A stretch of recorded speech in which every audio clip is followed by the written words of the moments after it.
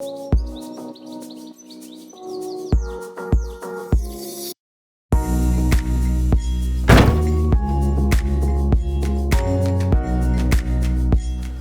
to Breydon Water, the second in a series of videos that take you behind the Broads, areas that you don't see quite so often. If you haven't already seen it, link up here to the one that takes us around the back alleys. No, that's the wrong word. Behind the chalets, yeah, that rhymes, of Potterham. And stick around and we'll show you Breydon Water from one side at least, from the Borough Castle side. And I don't know whether I'm going to get many photos from here because I struggle, as many of you may know, with flat landscapes, and it's pretty flat. But I'm sure there'll be something to take photos of.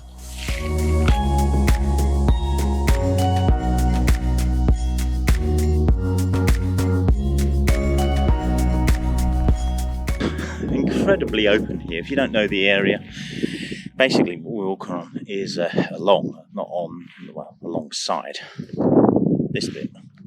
That bit there is an inland estuary. Basically, the North Sea is about 1.5 miles that way, and this Breydon Water floods and ebbs every day, as tides tend to, if you know anything about tides. And we have a channel through here that's maintained for navigation, and you can probably see the rest of it is, let me just tilt you down a touch, the rest of it's just mud flat, and the channel is marked with these posts in the middle there. So you've got red posts on one side of the channel, green posts on the other side of the channel. So you have to stay within that channel in order to have enough water underneath you to float. And each year there are many holiday makers that ignore that instruction and come across on these mud flats, and sometimes they do take some getting off. Often they'll just float on the next tide. But anyway, that mud down there, I'm imagining, is incredibly deep, and I don't have anything other than flip-flops with me, so I'm not going to be going down there, which is perhaps not the greatest foresight from my point of view coming out this evening to take photos, because really all of the interesting stuff is kind of down there. It's looking out across the mud and finding something interesting on the horizon line and such. And there's been a few boats that have come through, and they could have worked, but I was doing something else at the time. Now again, this is a place that I've never been to. I've never walked along much beyond probably about 100 yards back over there. So I don't know what I'm going to come across. I could hazard a guess at nothing. Because let's face it, I mean, I can see. Well, with my glasses on, I can see.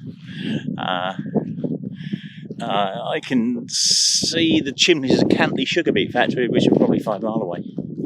I mean, it's just so flat. Doesn't mean to say there aren't photos here. Of course there are photos. Just struggling to find them. Actual fact, I kind of do this all the time, don't I? I say how difficult it is to see photos, and then I see one. So we've got the edge of this fence sticking out there. We've got the mud flats down there, with just the kind of pattern of mud sticking through them. Now I do need to get kind of lower, I think, to achieve this, and of course I'm looking straight into the sun, so this is not anything but a simple exposure, and getting a good composition is probably going to involve getting stung, because not only have I just got flip-flops on, I've got shorts as well.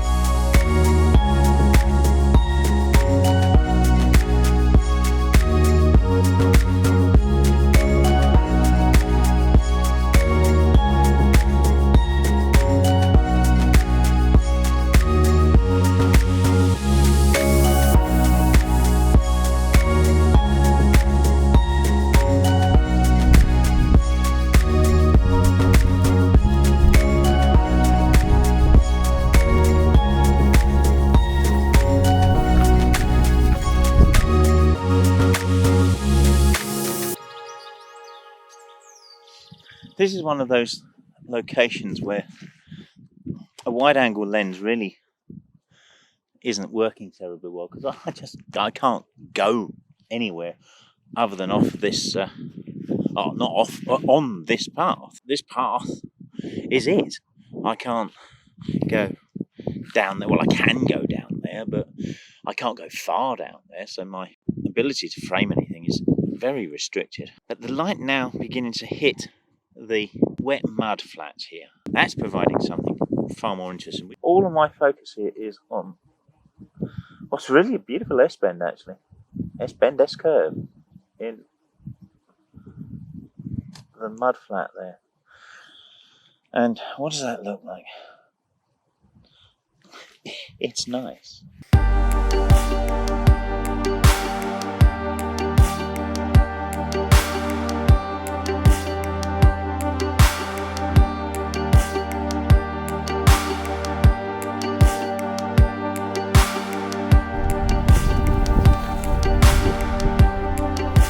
We're beginning to lose light, but what we've got here is some more shapes in the mud flat, and of course I didn't think about these opportunities before I got here. I should have done, but I just thought, no, let's go to Breydon Water, because it's somewhere you don't normally see that many photos, and let's do a video there. And of course it's low tide, the mud flats have got channels through them everywhere, and it's sunset. What more could you want? Leading lines everywhere, and there's a few here. Have a look at these pics.